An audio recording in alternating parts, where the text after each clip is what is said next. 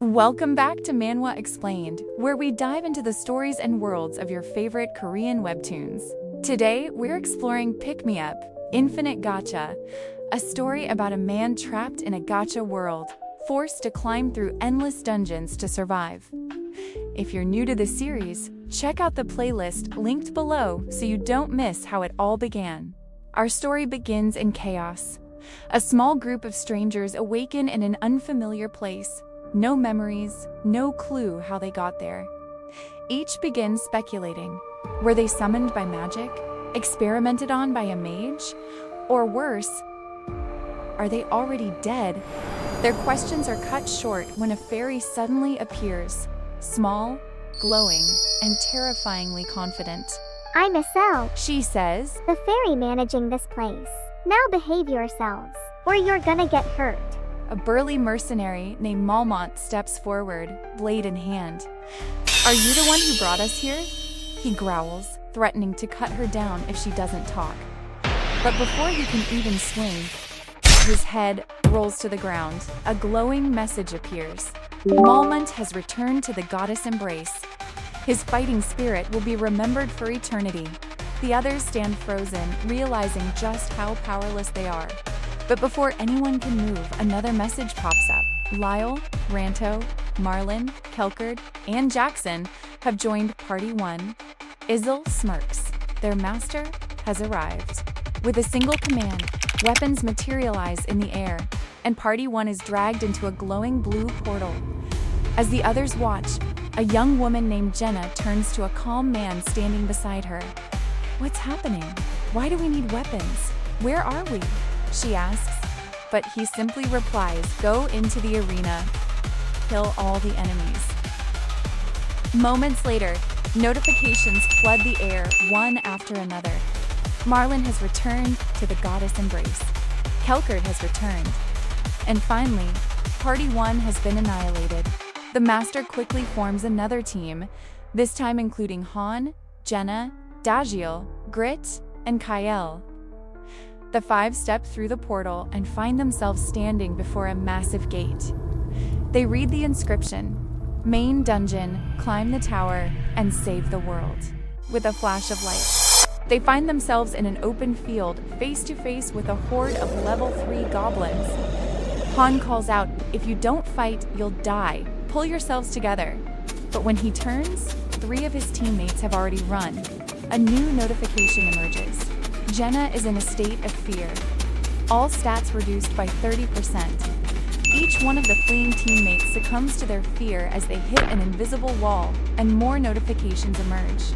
It's just Han and Jenna now. As goblins charge, Han shouts, I'll hold them off, fire your arrows. And with that, the nightmare truly begins.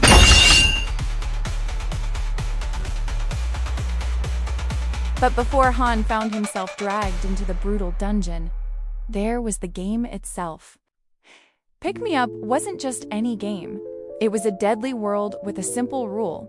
Reach the 100th floor. Every hero had only one life. Death was permanent.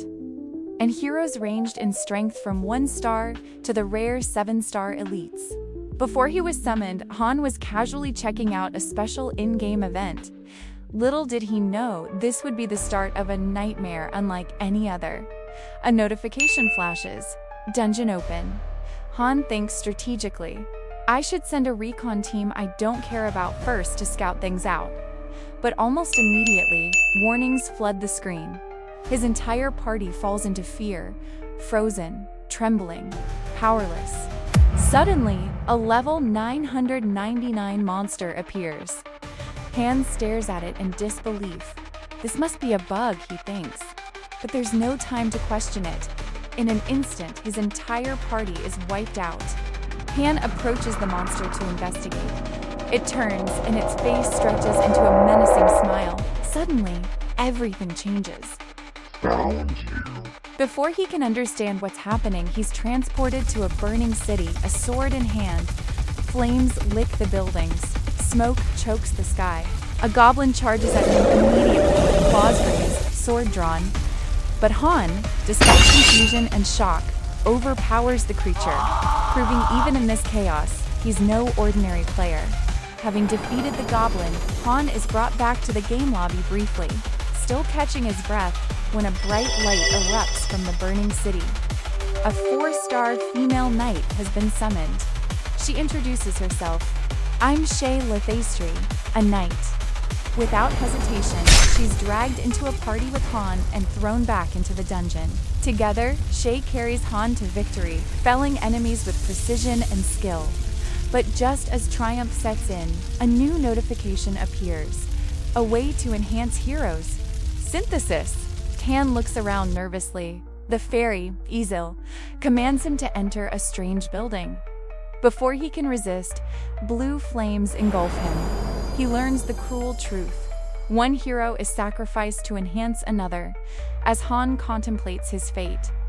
The notification pops up. Synthesis complete. Shay slowly fades. Her final words echo, "I wasn't chosen, that's all. I'll leave it to you, Han." Cut back to the battlefield. Han and Jenna face the horde of goblins. The goblins now target the 3 party members who had tried to flee.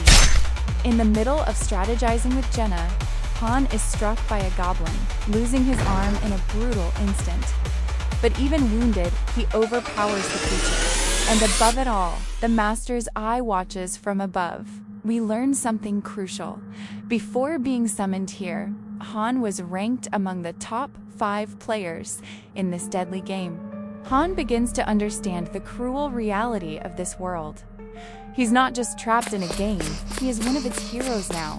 And in this world, there are only 2 ways to die: be sacrificed through synthesis, or fall in battle. As a 1-star hero, Han's stats are terrible. His growth rate is slow. At this rate, it's only a matter of time before he's erased. But Han isn't the type to sit and wait for death. So, he does the only thing he can. He trains. If he's going to survive, he has to find a way to grow stronger, no matter how slow or painful it is. While he's training, Jenna walks up, bow in hand. She asks him what he's doing, half amused, half curious. We learn that she comes from a family of hunters, skilled and precise with a bow. The two share a rare moment of calm. Jenna smiles and says, "My dad always told me that connections are the most important things in life." She extends her hand, and Han hesitates before shaking it. It's a small moment, but an important one. For the first time, Han finds someone he can trust, maybe even rely on. Later, Han summons Isil, the tiny fairy who's supposed to guide him. Their banter is short but revealing. Han discovers something strange. He can see the stats and system notifications of other characters. That's not normal. Even Isil seems surprised. "That's not supposed to happen," she says. But Han doesn't care why. If it gives him an advantage, he'll take it. Every edge matters in a world where everyone's expendable. We also learn that heroes don't need to worry about basic needs like hunger or sleep, and that training directly increases their stats, meaning hard work literally pays off. Suddenly, the sky glows, a sign that the Master has returned. New heroes are summoned instantly: Aaron, Toby, and Yelsens. But before they can even react, Isil shouts, "Get ready! You're being sent out again! There's no time to rest." Han and Jenna grab their weapons as a portal opens in front of them. The new heroes are reluctantly dragged into the glowing blue portal, with Isil smiling menacingly as she waves "Have fun" to the heroes. A notification comes up. Floor 2, duty type, conquest, goal: kill all the enemies. Their next mission begins. This time, they're met with both goblins and wolves. Instantly, the new heroes freeze. Fear takes over. Their stats drop, their movement slow, and panic spreads like wildfire. Even Jenna starts to falter, but Han steps in to ease the tension and steady her. And just in time, as one of the wolves lunges straight toward him, Han reacts instantly, driving his sword through its mouth. It's not enough to kill it, but even if it's for a split second, Han can feel that he's stronger than before. That wraps up chapters 1 through 3 of Pick Me Up: Infinite Gacha.